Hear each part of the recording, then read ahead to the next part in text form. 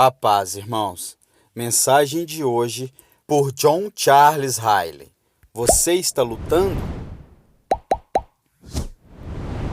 É um fato curioso que não há assuntos sobre quais pessoas sentem tão profundo interesse como lutas.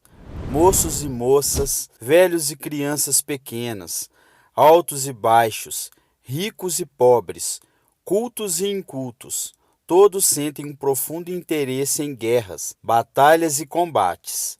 Isso é um fato simples, seja lá qual for a maneira que podemos tentar explicar. Devemos chamar de um chato aquele camarada inglês que não se preocupa em nada sobre a história de Waterloo, Wilkerman, Balaclava, Lucknow.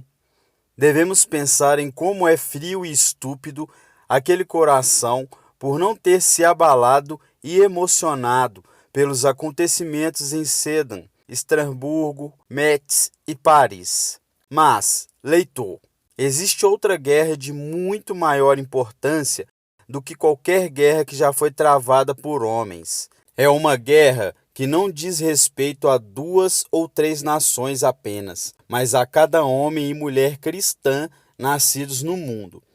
A guerra de que falo é a guerra espiritual, é a luta que todo aquele que será salvo deve lutar por sua alma. Esta guerra, estou ciente, é uma coisa que muitos não sabem nada. Converse com eles sobre isso, e eles estarão prontos para chamar-lhe de louco, um entusiasta ou um tolo. E ela é ainda tão real e verdadeira como qualquer guerra que o mundo já viu. A mesma tem seus conflitos, homem a homem, e as suas feridas.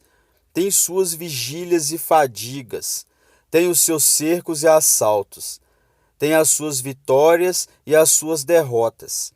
Acima de tudo, tem consequências que são horríveis, tremendas e muito peculiares. Em guerras terrestres, as consequências para as nações são frequentemente temporárias e irremediáveis. Na guerra espiritual é muito diferente. Desta guerra, as consequências, quando a luta estiver acabada, são imutáveis e eternas. Leitor, é desta guerra que Paulo falou a Timóteo, quando escreveu aquelas palavras ardentes. Milita a boa milícia da fé. Toma posse da vida eterna. É desta guerra que eu quero falar hoje com você. Nós nos encontramos em um período crítico da história do mundo. As mentes dos homens estão cheias de guerras e rumores de guerras.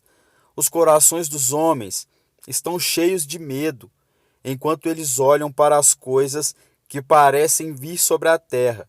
Por todos os lados, o horizonte parece negro e sombrio. Quem pode dizer quando a tempestade vai começar? Dê-me sua atenção por alguns momentos, enquanto eu tento convencer-lhes das palavras solenes que o Espírito Santo ensinou Paulo a escrever. Milita a boa milícia da fé. Primeiro, a primeira coisa que tenho a dizer é a seguinte: o verdadeiro cristianismo é uma luta. O verdadeiro cristianismo. Observe a palavra verdadeiro, que não haja engano sobre o meu significado. Há uma vasta quantidade de religião atual no mundo que não é verdadeira. Não é o cristianismo genuíno. A mesma é satisfatória. A mesma satisfaz as consciências adormecidas.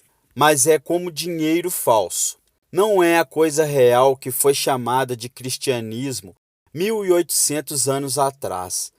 Existem milhares de homens e mulheres que vão às igrejas e capelas todos os domingos e chamam-se de cristãos. Seus nomes estão nos registros de batismo. Eles são reconhecidos como cristãos enquanto vivem. Eles são casados com um serviço de casamento cristão. Eles são enterrados como cristão quando morrem. Mas você nunca vê qualquer luta sobre a religião deles. De luta espiritual, esforço, conflito, autonegação, vigilância e guerrear, eles literalmente não sabem nada. Tal cristianismo pode satisfazer o homem e aqueles que dizem qualquer coisa contra isso pode ser considerado muito duro e sem caridade. Mas isso certamente não é cristianismo da Bíblia. Não é a religião que o Senhor Jesus fundou e seus apóstolos pregavam. O verdadeiro cristianismo é uma luta. O verdadeiro cristão é chamado para ser um soldado e deve comportar-se como tal a partir do dia de sua conversão até o dia de sua morte. E ele não foi feito para viver uma vida de comodidade religiosa, indolência e segurança. Ele nunca deve imaginar por um momento que ele possa dormir e cochilar ao longo do caminho para o céu, como um viajante em uma carruagem tranquila.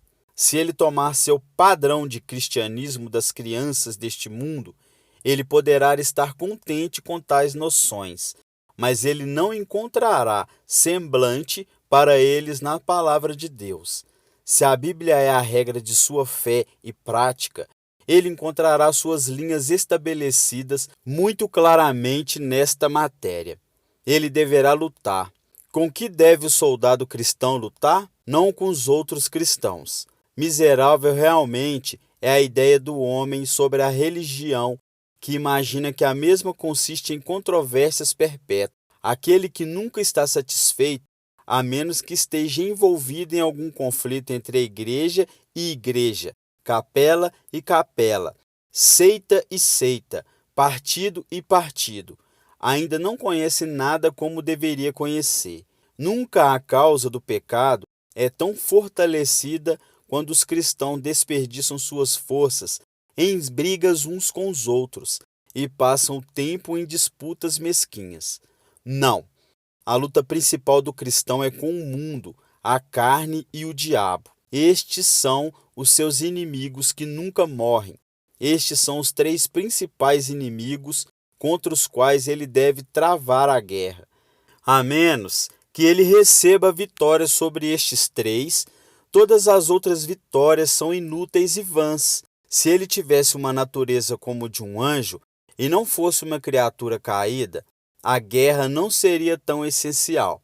Mas com um coração corrupto, um diabo ocupado e um mundo ludibriador, ele deve ou lutar ou ficar perdido. Ele deve lutar contra a carne.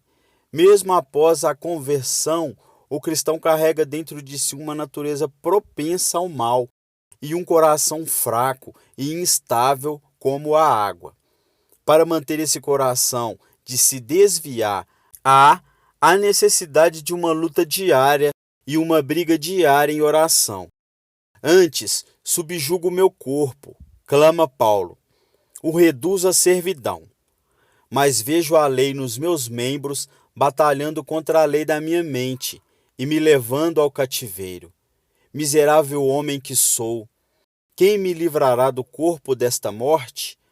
Os que são de Cristo crucificaram a carne com as suas paixões e concupiscências. Mortificai, pois, os vossos membros, que estão sobre a terra. 1 Coríntios, capítulo 9, versículo 27. Romanos, capítulo 6, versículo 23 e 24. Gálatas, capítulo 5, versículo 24. Colossenses, capítulo 3, versículo 5. Ele deve lutar contra o mundo. A sutil influência daquele poderoso inimigo deve ser diariamente resistida, e sem uma batalha diária, nunca pode ser vencido. O amor das coisas boas do mundo, o medo do riso, ou culpa do mundo, o desejo secreto de continuar com o mundo, o desejo secreto de fazer como os outros no mundo fazem, e não se envolver em extremos. Tudo isso são inimigos espirituais que assolam o cristão continuamente em seu caminho para o céu e deve ser conquistado. A amizade do mundo é inimizade contra Deus? Portanto, qualquer que quiser ser amigo do mundo constitui-se inimigo de Deus. Se alguém ama o mundo, o amor do Pai não está nele. O mundo está crucificado para mim e eu para o mundo. Todo o que é nascido de Deus vence o mundo. Não sede conformados com este mundo. Tiago capítulo 4, versículo 4. 1 João capítulo 2, versículo 15. Gálatas capítulo 6, versículo 14. 1 João capítulo 5, versículo 4. Romanos capítulo 12, versículo 2. Ele deve lutar contra o diabo. Esse velho inimigo da humanidade não está morto. Desde a queda de Adão e Eva, ele tem ido para lá e para cá na terra, e andando para cima e para baixo da mesma, e esforçando para alcançar um grande fim, a ruína da alma do homem. Nunca adormecido e nunca dormindo, ele sempre anda como um leão, buscando a quem possa tragar. Um inimigo invisível. Ele está sempre perto de nós, perto de nosso caminho e perto de nossa cama, a espiar todos os nossos caminhos. Um assassino e um mentiroso desde o princípio. Ele trabalha dia e noite para lançar-nos para o inferno, às vezes levando em superstição, às vezes por sugerir infidelidade, às vezes por um tipo de tática e às vezes por outro. Ele está sempre fazendo uma campanha contra as nossas almas. Satanás tem desejado tê-lo, para que ele possa vos cirandar como trigo. Esse adversário poderoso deve ser diariamente resistido, se nós quisermos ser salvos. Mas essa casta não sai, senão pelo jejum e oração, e por usar toda a armadura de Deus. O homem forte, armado, nunca será mantido de fora de nossos corações sem uma batalha diária. Jó, capítulo 1, versículo 7, 1 Pedro, capítulo 5, versículo 8, João, capítulo 8, versículo 44, Lucas, capítulo 12, versículo 31, Efésios, capítulo 6, versículo 11. Leitor, talvez você pense que essas afirmações são fortes demais. Você imagina que eu estou indo longe demais e pondo as cores muito grossamente.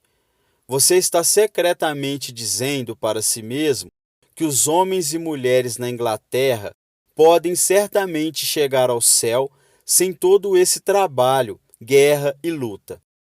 Escute-me por alguns minutos, e eu irei mostrar que eu tenho algo a dizer da parte de Deus. Lembre-se da máxima dos mais sábios general que já viveu na Inglaterra. Em tempo de guerra, o pior erro é subestimar o inimigo e tentar fazer uma pequena guerra. Esta luta cristã não é uma questão leve. Dê-me a sua atenção e considere o que eu digo. O que diz as Escrituras? Milita a boa milícia da fé. Tome posse da vida eterna. Sofra as aflições como bom soldado de Jesus Cristo.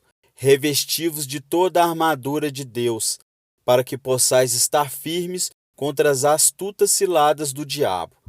Porque não temos que lutar contra a carne e o sangue, mas, sim, contra os principados, contra as potestades, contra os príncipes das trevas deste século, contra as hostes espirituais da maldade, nos lugares celestiais. Portanto, tomai toda a armadura de Deus, para que possais resistir no dia mau, e, havendo feito tudo, ficar firmes. Porfiai por entrar pela porta estreita. Trabalhai não pela comida que perece, mas pela comida que permanece para a vida eterna. Não cuideis que vim para trazer paz à terra. Não vim trazer paz, mas espada. O que não tem espada, venda a sua capa e compre-a. Vigiai, estai firmes na fé, portai-vos varonilmente e fortalecei-vos. Milites uma boa milícia, conservando a fé e a boa consciência. 1 Timóteo, capítulo 6, versículo 12. 2 Timóteo, capítulo 2, versículo 3. Efésios, capítulo 6, versículo do 11 ao 13. Lucas, capítulo 13, versículo 24. João, capítulo 6, versículo 27. Mateus, capítulo 10, versículo 34. Lucas, capítulo 22, versículo 36, 1 Coríntios, capítulo 16, versículo 13, 1 Timóteo, capítulo 1, versículo 18 e 19.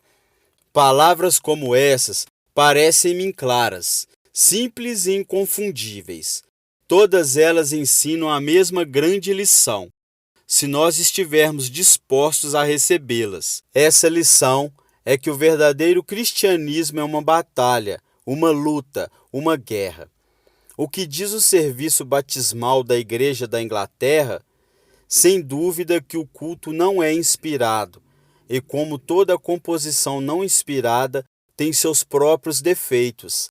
Mas para os milhões de pessoas por todo o globo que professam e se chamam de clérigos ingleses, a voz da mesma deve falar com algum peso. E o que diz a voz? Diz que sobre todo novo membro que é admitido na Igreja da Inglaterra, as seguintes palavras são usadas: eu te batizo no nome do Pai, do Filho e do Espírito Santo. Eu consagro essa criança com o sinal da cruz, como sinal que daqui para frente ele não terá vergonha de confessar a fé em Cristo crucificado e corajosamente lutar sob seu estandarte contra o pecado, o mundo e o diabo, e continuar sendo soldado e servo fiel de Cristo até o fim de sua vida. É claro que todos nós sabemos que em miríades de casos o batismo é uma mera forma e que os pais trazem suas crianças à fonte batismal sem fé, oração ou entendimento e não recebem bênção alguma. O homem que supõe que o batismo em tais casos age mecanicamente como um remédio e que os pais, devotos ou não, que oram ou não, todos semelhantemente recebem o mesmo benefício para os seus filhos, devem estar em um estado de espírito muito estranho. Mas uma coisa de qualquer forma é muito certa: cada clérigo batizado é por sua profissão um soldado de Jesus Cristo e está comprometido a lutar sob seu estandarte contra o pecado, o mundo e o diabo. Aquele que duvida, seria melhor tomar o seu livro de oração comum e o ler, marcar e aprender o seu conteúdo. A pior coisa sobre muitos clérigos bastante zelosos é a sua total ignorância do que o seu próprio livro de oração comum contém. Se você for um ministro ou não, uma coisa está muito certa: essa guerra cristã é um assunto de extrema importância. Não é um assunto como o governo da Inglaterra e o ritualismo, sobre quais homens podem ser diferentes e ainda assim chegar ao céu finalmente. A necessidade é imposta sobre nós. Irmão, não há promessas nas epístolas do Senhor Jesus Cristo às 7 igrejas, exceto para aqueles que venceram. É uma luta de absoluta necessidade. Não pense que nesta guerra você não pode permanecer neutro e ficar parado. Tal linha de ação pode ser possível na luta das nações, mas é totalmente impossível nesse conflito que diz respeito à alma. A política vangloriosa de não interferência, a inatividade magistral que agrada a tantos estadistas, o plano de manter calma e deixar as coisas rolarem sozinhas, tudo isso nunca vai ajudar na guerra cristã. Aqui, de qualquer forma, ninguém pode escapar sob o argumento de que ele é um homem de paz. Estar em paz com o mundo, a carne e o diabo é estar em inimizade com Deus, no caminho largo que conduz à destruição. Não temos escolha ou opção. Devemos lutar ou se perder. É uma luta de necessidade universal, sem que status, classe ou idade possa alegar isenção ou escapar da batalha. Ministros e leigos, pregadores e ouvintes, velhos e jovens, altos e baixos, ricos e pobres, nobres e simples, reis e súditos, proprietários e inquilinos, cultos e incultos, todos igualmente devem portar armas e ir à guerra. Todos têm, por natureza, um coração cheio de orgulho, incredulidade, preguiça, mundanismo e pecado. Todos estão vivendo em um mundo assediado de laços, armadilhas e ciladas para a alma. Todos têm perto de si um ocupado, inquieto e malicioso diabo. Todos, desde o rei em seu palácio até o pobre na oficina, todos devem lutar se eles querem ser salvos. É uma luta de necessidade perpétua. A mesma não admite tempo para respirar, armistício ou trégua. Nos dias de semana, bem como aos domingos, em privado, bem como em público, em casa, na lareira da família, bem como no exterior, em pequenas coisas como no cuidado com a língua e o temperamento, bem como nas grandes como governos dos reinos. A guerra do cristão deve incessantemente continuar. O inimigo que temos que lidar não tira férias, nunca descansa e nunca dorme. Então, enquanto tivermos fôlego em nossos corpos, devemos manter a nossa armadura e lembrarmos que estamos no terreno do inimigo, mesmo à beira do Jordão, disse um santo morreno. Eu acho Satanás mordiscando meus calcanhares. Temos que lutar até morrermos. Leitor, considere bem o que eu tenho dito. Cuide que a sua própria religião pessoal seja real, genuína e verdadeira. O sintoma mais triste sobre muitos que se chamam cristãos é a ausência total de qualquer coisa como o conflito e a luta em seu cristianismo. Eles comem, bebem, se vestem, trabalham, se divertem, ganham dinheiro, gastam dinheiro, passam por uma rodada escassa de cultos religiosos formais uma vez por semana. Mas sobre a grande guerra espiritual, suas vigias e dificuldades, suas agonias e ansiedades, suas batalhas e disputas, de tudo isso eles não parecem saber de nada. Cuide que esse caso não seja o seu. O pior estado da alma é quando o forte homem armado protege o seu palácio e os seus bens estão em paz. Quando ele lidera homens e mulheres cativo à sua vontade, e eles não resistem. As piores correntes são aquelas que não são nem sentidas nem vistas pelo prisioneiro. Lucas capítulo 11, versículo 21. 2 Timóteo capítulo 2, versículo 26. Irmão, conforte-se acerca da sua alma se você conhece alguma coisa sobre essa luta e conflito interior. Não é tudo. Estou bem ciente, mas é algo. Você encontra no seu coração uma luta espiritual? Você sente alguma coisa da carne cobiçando contra o espírito e o espírito contra a carne, para que você não possa fazer as coisas que você queria? Gálatas capítulo 5, versículo 17.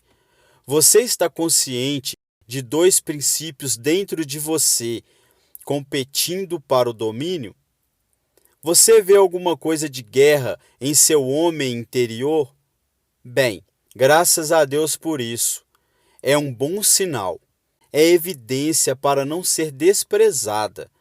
Qualquer coisa é melhor do que a apatia, estagnação, impermeabilidade e a indiferença. Você está em um estado melhor do que muitos. A maior parte daqueles que se chamam de cristãos não tem nenhum sentimento. Você, evidentemente, não é amigo de Satanás, como os reis deste mundo. Ele não guerreia contra os seus próprios súditos. O próprio fato que ele o ataca deveria encher sua mente de esperança. Irmão, digo de novo, cuide-se. O Filho de Deus tem duas grandes marcas sobre si, e dessas duas você tem uma. Ele pode ser conhecido por sua guerra interior, bem como por sua paz interior.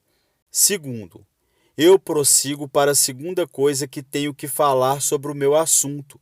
O verdadeiro cristianismo é a luta da fé. Sobre isso, a guerra cristã é totalmente diferente dos conflitos deste mundo. A mesma não depende do braço forte, o olhar rápido ou pé rápido. Não é lutada com armas carnais, mas com espirituais. A fé é a dobradiça pela qual a vitória gira.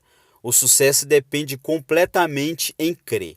Uma fé geral na verdade da palavra escrita de Deus é a fundação primária do caráter do soldado cristão. Ele é o que ele é, faz o que ele faz, pensa o que ele pensa, age como ele age, espera como ele espera, se comporta como ele se comporta, por uma simples razão. Ele crê em certas proposições reveladas e estabelecidas nas Sagradas Escrituras. Aquele que se aproxima de Deus deve crer que ele existe e que é galardoador dos que o buscam. Hebreus capítulo 11, versículo 6. Uma religião sem doutrina ou dogma é uma coisa que muitos gostam de falar no presente dia. Isso soa muito bem à primeira vista. Isso parece muito bonito à distância. Mas no momento que você sentar para examinar e considerá-la, você descobrirá que é uma simples impossibilidade. Se for assim, você poderá muito bem falar de um corpo sem ossos e nervos. Nenhum homem jamais será alguma coisa ou fará alguma coisa na religião, a menos que creia em algo. Até aqueles que professam crer nos miseráveis e inconfortáveis pontos de vista dos deístas são obrigados a confessar que eles creem em algo. Com todos os seus amargos e escárnios contra a teologia dogmática e credulidade cristã, como eles chamam, eles mesmos têm um tipo de fé. Enquanto os cristãos, a fé é a própria espinha vertebral de sua existência espiritual. Ninguém nunca luta seriamente contra o mundo, a carne e o diabo, a menos que este tenha gravado em seu coração certos grandes princípios em que acredita.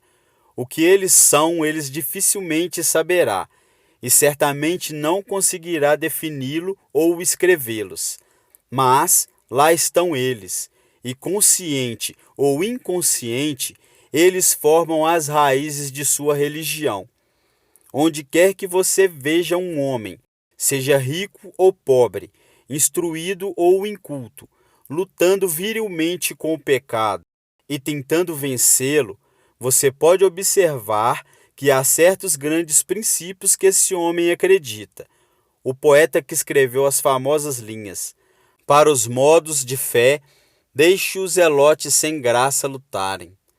Ele não pode estar errado, já que vida está correta. Foi um homem inteligente, mas um pobre teólogo. Não há tal coisa como vida correta sem fé e crença.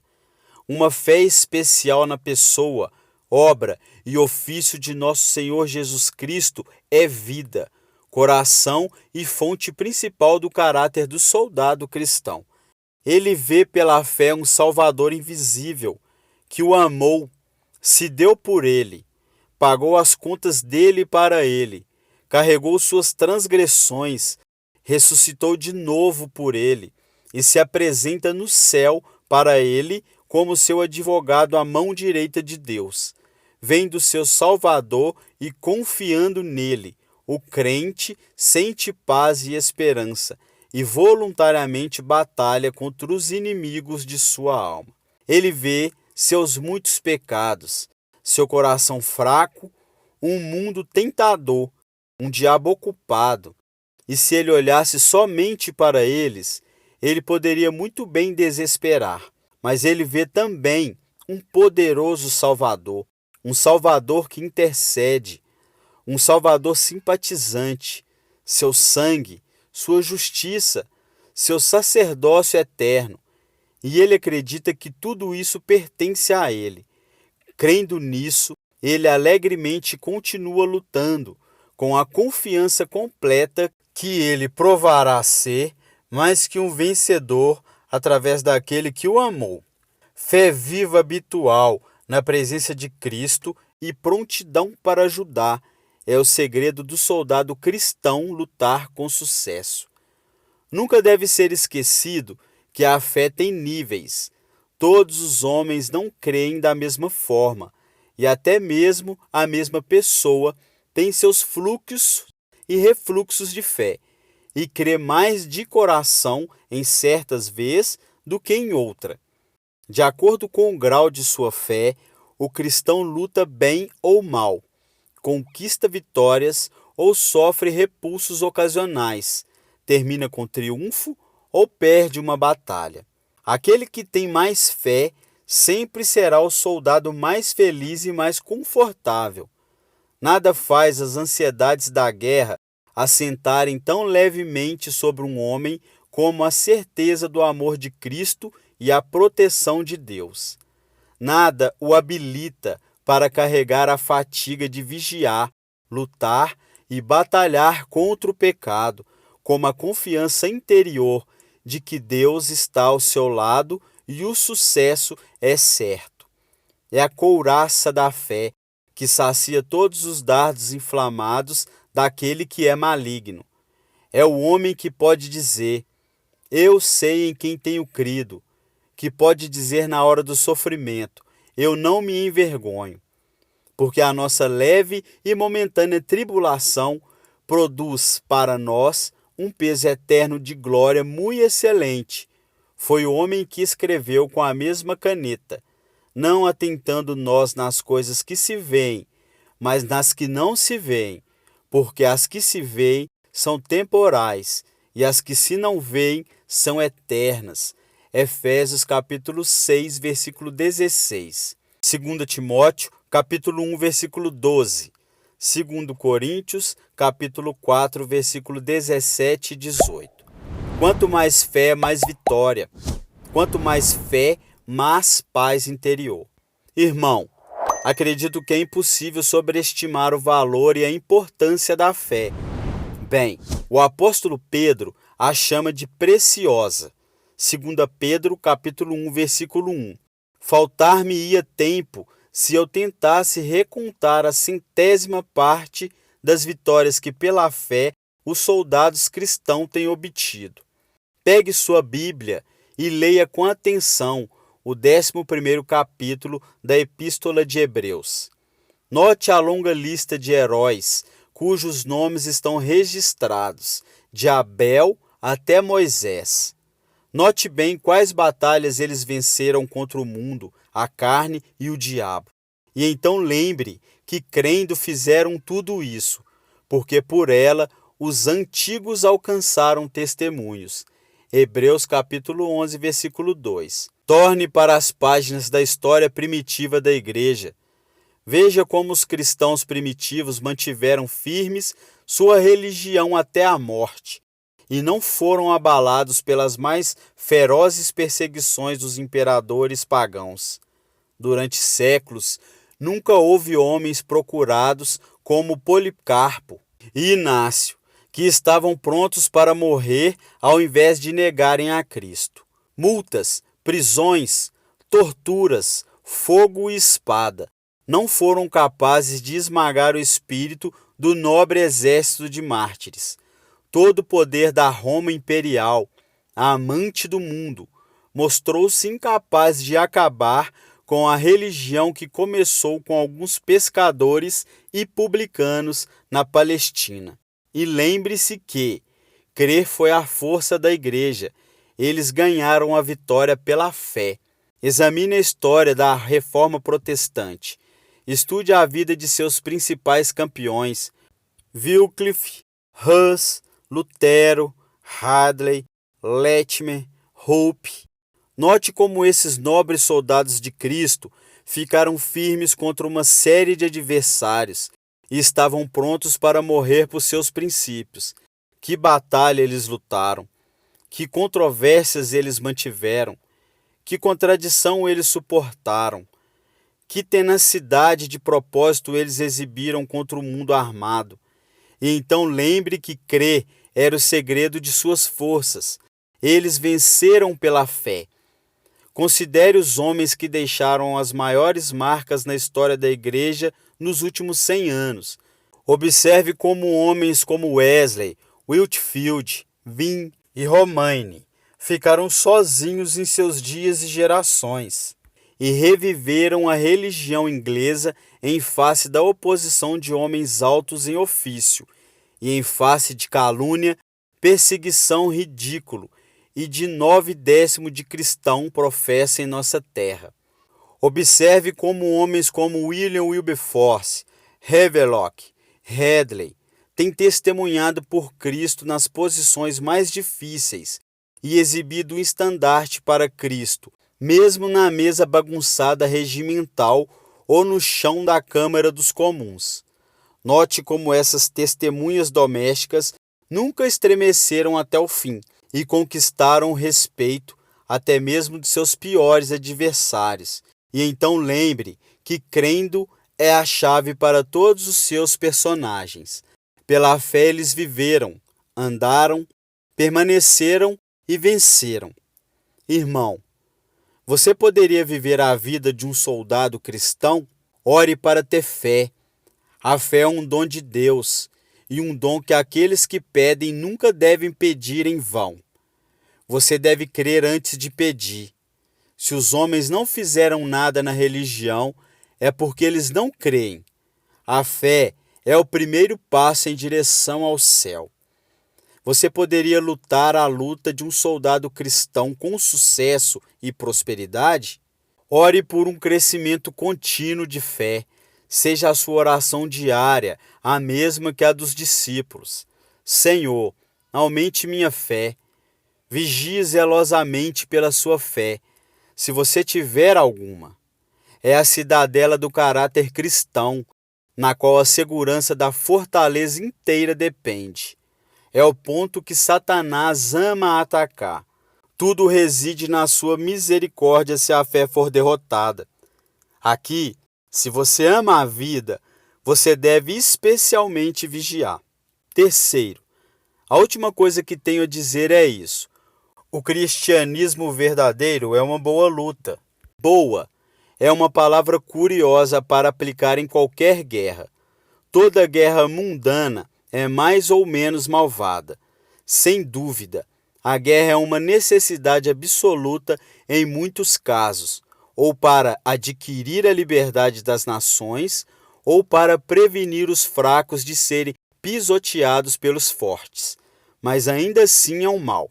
A guerra envolve uma grande quantidade de derramamento de sangue e sofrimento. Leva para a eternidade miríades que estão completamente despreparadas para a mudança.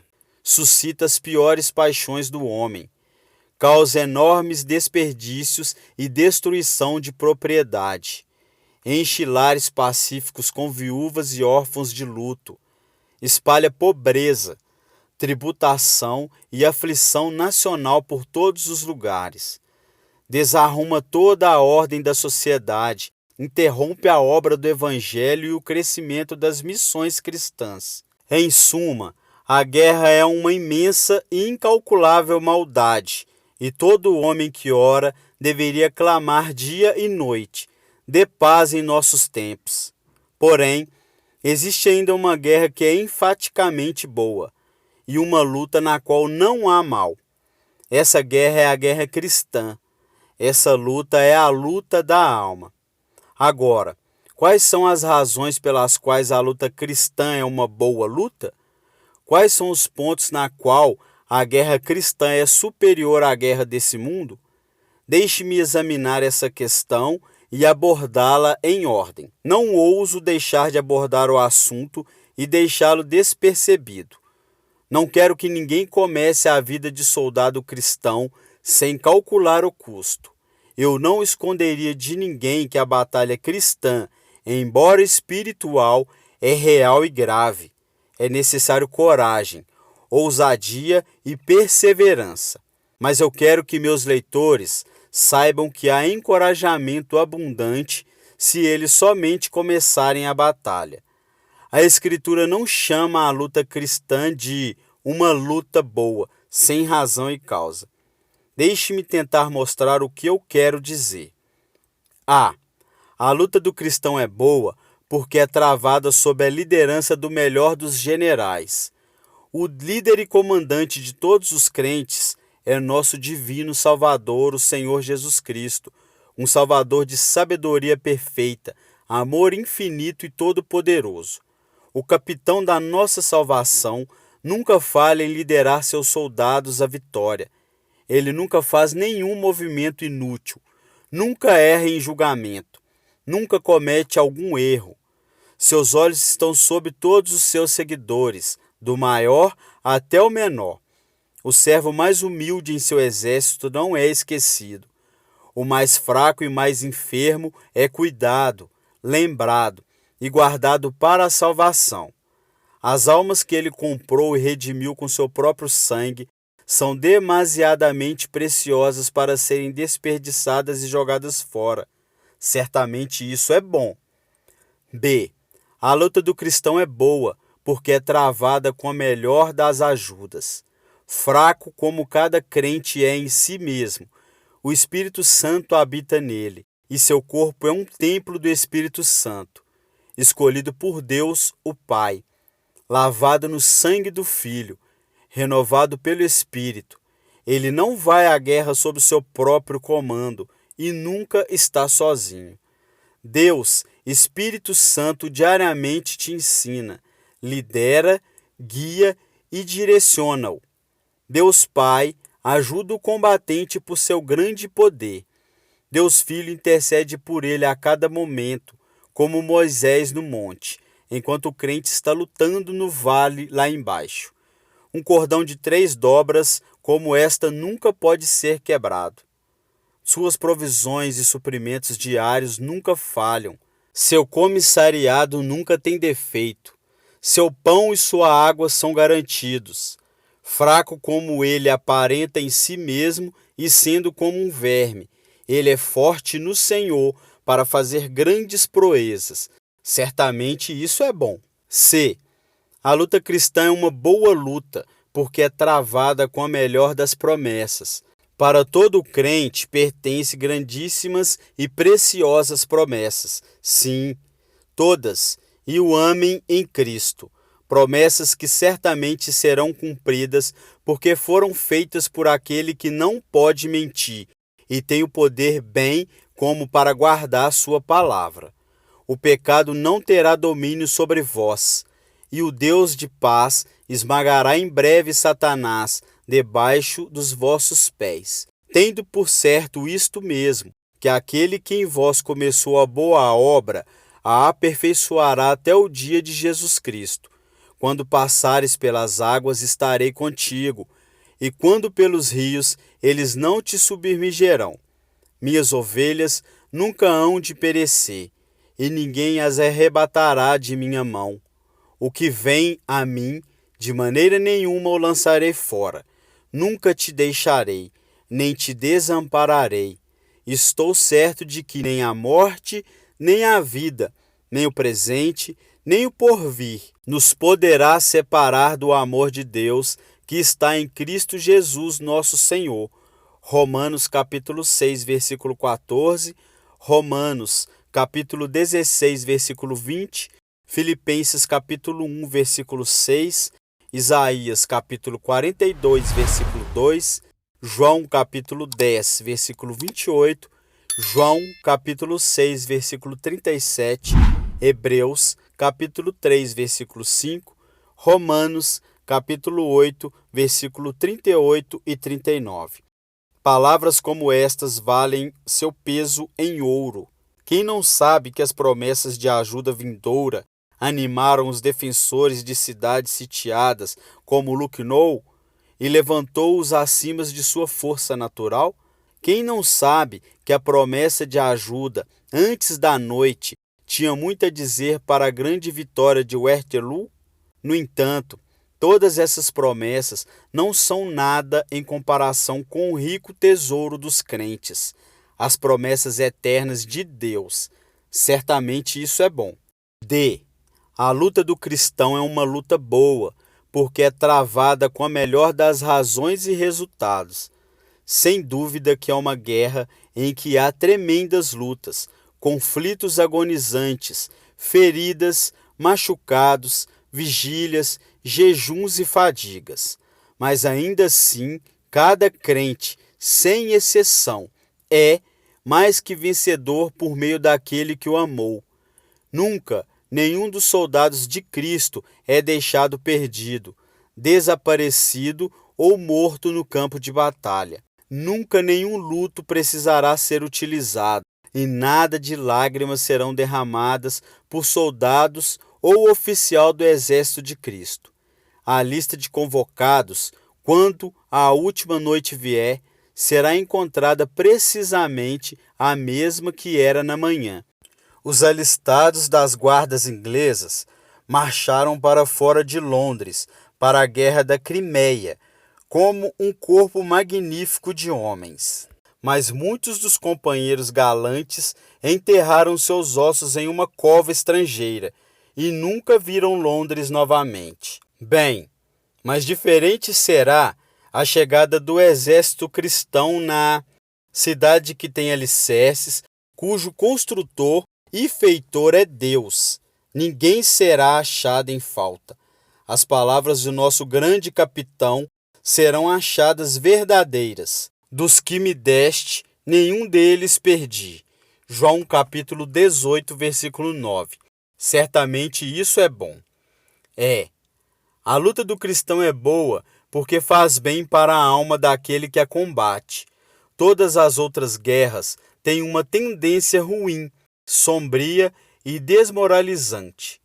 Estas invocam as piores paixões da mente humana. Estas endurecem a consciência e debilitam os fundamentos da religião e da moralidade. A guerra cristã sozinha tende a aguçar as melhores coisas que sobraram no homem.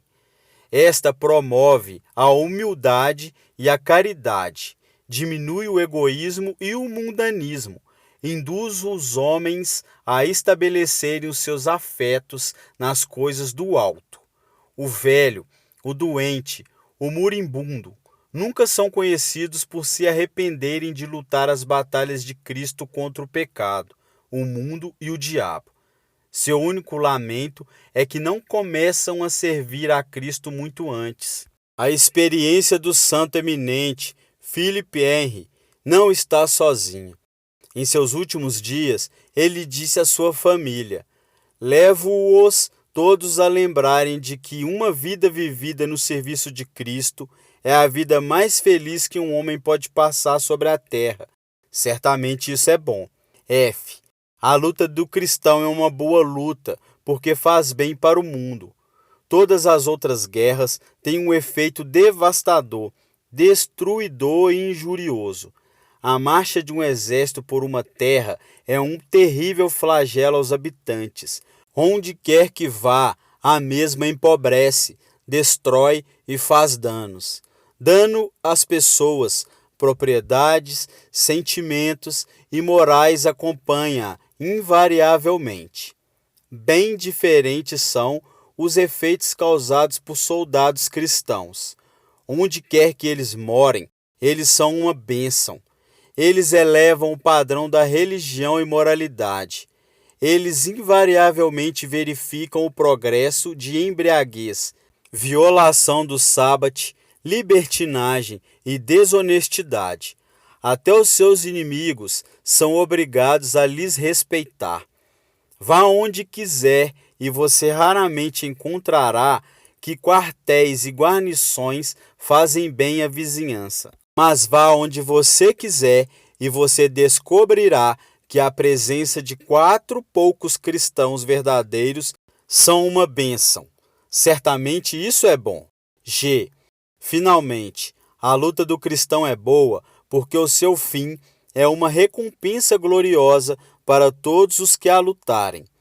Quem pode dizer qual será o salário que o cristão irá pagar para todo o seu povo fiel? Quem pode estimar as boas coisas que o nosso divino capitão tem guardado para aqueles que o confessam diante dos homens? Um país grato pode dar para os seus guerreiros vencedores medalhas, a cruz vitória, pensões, nobrezas, honras e títulos. Mas esta não pode dar nada que durará e permanecerá para sempre, nada que possa ser carregado além da sepultura. Palácios como Blenheim, Stratfield, somente podem ser desfrutados por alguns anos. Os generais e soldados mais corajosos devem ir um dia comparecer diante do Rei dos Terrores. Melhor, bem melhor, é a posição daquele que luta debaixo do estandarte de Cristo contra o pecado, o mundo e o diabo.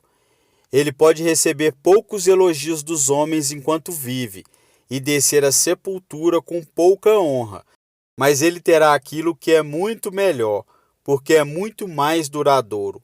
Este deverá receber a incorruptível coroa de glória.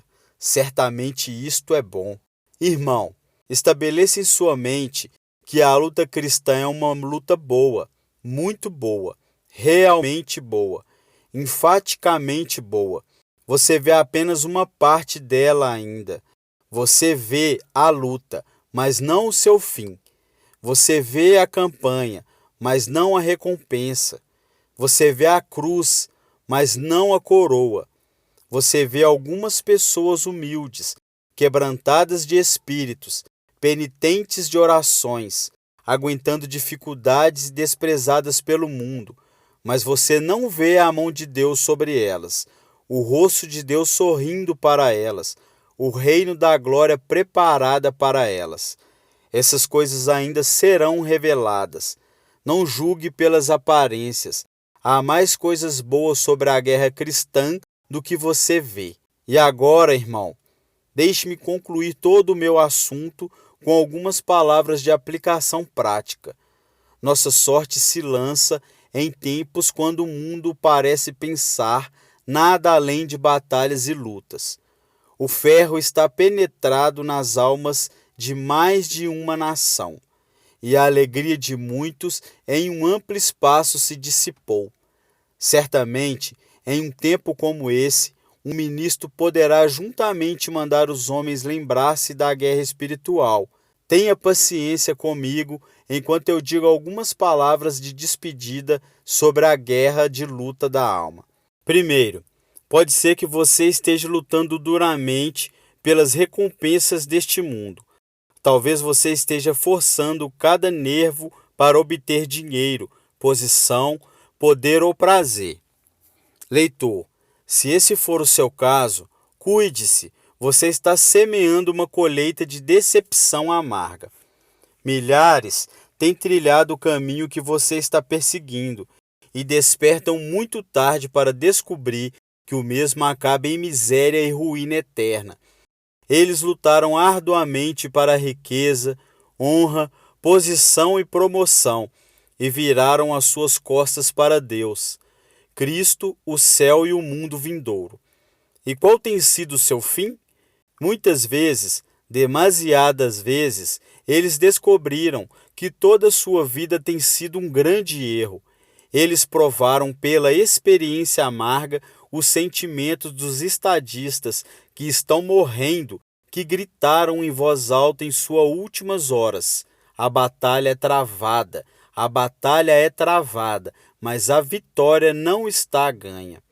Leitor, irmão, por amor da sua própria felicidade, decida neste dia se juntar ao lado do Senhor. Largue o seu passado de descuido e descrença. Saia dos caminhos de um mundo imprudente e irracional. Tome a cruz e torne-se um bom soldado de Cristo. Lute a boa luta da fé, para que você possa ser feliz bem como seguro. Pense no que os simples deste mundo com frequência farão pela liberdade, sem nenhum princípio religioso. Lembre-se de como os gregos, romanos, suíços e tiroleses têm aguentado a perda de todas as coisas, e até mesmo da própria vida, ao invés de dobrarem suas nucas para um jugo estrangeiro. Deixe o exemplo deles provocar-lhe para a peleja. Se os homens podem fazer tanto para uma coroa corruptível, quanto mais você deveria fazer para uma que seja incorruptível. Acorde para um cesto da miséria de ser um escravo. Para a vida, felicidade e liberdade, levante-se e lute. Não tema em começar a se alistar sob o estandarte de Cristo. O grande capitão da sua salvação não rejeita nenhum que vem até ele, como Davi na caverna de Adulã. Ele está pronto para receber todos que vêm até ele, por mais indigno que eles pensam ser. Nenhum dos que se arrependem e creem são tão ruins que não possam ser inscritos nos regimentos do exército de Cristo. Todos que vêm até ele são aceitos, revestidos, armados, treinados e finalmente guiados para a completa vitória. Irmão, não teme em começar nesse mesmo dia, ainda há espaço para você. Não teme em continuar a lutar, se você se alistar. Quanto mais profundo e sincero você for como um soldado, mais confortavelmente você ficará com sua guerra. Sem dúvida, você frequentemente achará problemas, fadiga e lutas difíceis antes que sua guerra seja concluída. Mas não deixe que nenhuma dessas coisas o desanime. Maior é aquele que é por você do que todos aqueles que são contra você. Liberdade eterna ou cativeiro eterno são alternativas diante de você. Escolha a liberdade e lute até o fim. Segundo, irmão, pode ser que você conheça algo sobre a guerra cristã e já seja um soldado experimentado e provado. Se este for o seu caso, aceite uma palavra de despedida, de conselho e encorajamento de um soldado companheiro. Deixe-me falar a mim mesmo bem como a você. Vamos atiçar nossas mentes pela lembrança. Há algumas coisas que nós não conseguimos lembrar muito bem. Lembremos-nos de que se nós vamos lutar com sucesso, devemos colocar toda a armadura de Deus e nunca deixá-la de lado até que nós morramos. Nenhuma parte da armadura pode ser dispensada.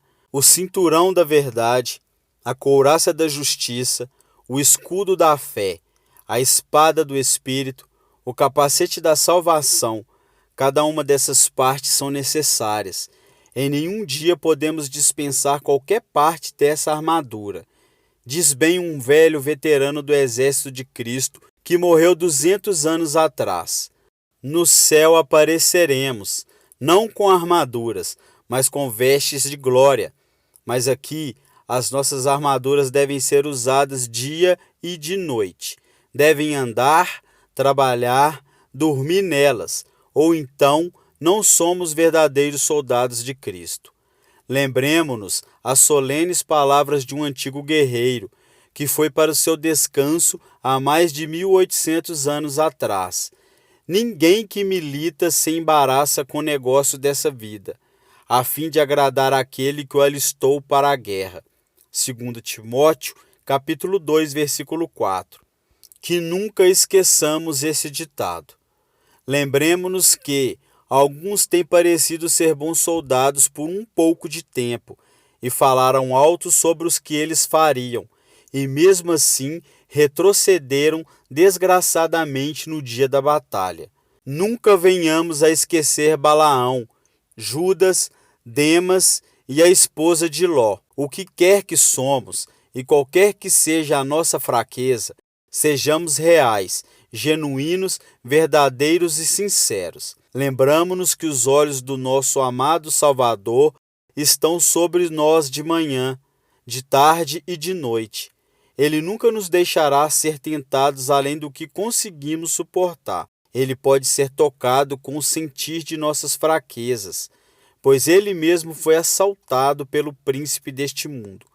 Tendo um sumo sacerdote como esse, Jesus, o Filho de Deus, retenhamos firmemente nossa confissão de que milhares de soldados antes de nós lutaram a mesma batalha que estamos lutando e foram mais do que vencedores através dele que os amou.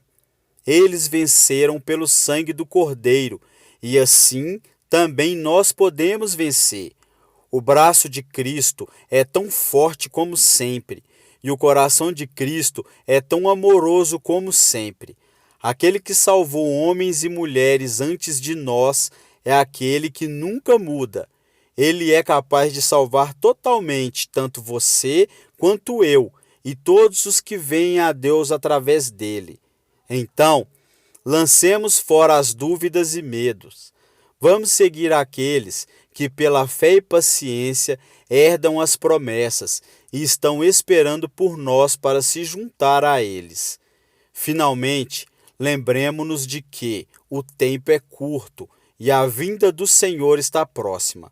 Mas algumas batalhas e a última trombeta soará, e o príncipe da paz virá para reinar sobre uma terra renovada, um pouco mais de lutas e conflitos, e então ofereceremos um adeus eterno ao pecado, sofrimento e morte. E então vamos lutar até o fim e nunca se render. Assim diz o capitão de nossa salvação: quem vencer herdará todas as coisas, e eu serei seu Deus, e ele será meu filho. Apocalipse capítulo 21, versículo 7. Deixe-me concluir tudo com as palavras de John Bunyan, em uma das partes mais lindas de O Peregrino. Ele está descrevendo o fim de um dos seus melhores e mais santos peregrinos. Depois disso, foi dito adiante que o Senhor, valente pela verdade, foi enviado por uma intimação pelo mesmo partido do que os outros, e ele teve a sua palavra por sinal que a intimação era verdadeira. O cântaro quebrou-se junto à fonte. Eclesiastes capítulo 12, versículo 6. Quando ele entendeu, ele chamou seus amigos e lhes contou sobre isso. Então ele disse: irei para a casa de meu pai, e com grande dificuldade eu cheguei aqui. Agora eu não me arrependo de todos os problemas que eu passei para chegar onde estou. Minha espada dou àquele que há de me suceder em minha peregrinação, e minha coragem e habilidade para aquele que pode recebê-la. Minhas marcas e cicatrizes eu carrego comigo, para ser uma testemunha para mim de que eu tenho lutado suas batalhas, que agora será o meu galardoador. Quando o dia que ele deveria ir para casa chegou, muitos o acompanharam para o ribeiro, para o qual, enquanto ele ia, ele disse: onde está, ó morte, o teu aguilhão? E enquanto ele ia mais para o fundo, ele clamava: onde está, ó sepultura, a tua vitória? Então ele passou para o outro lado, e todas as trombetas soaram para ele no outro lado. Amados, que o nosso fim seja assim. Amém.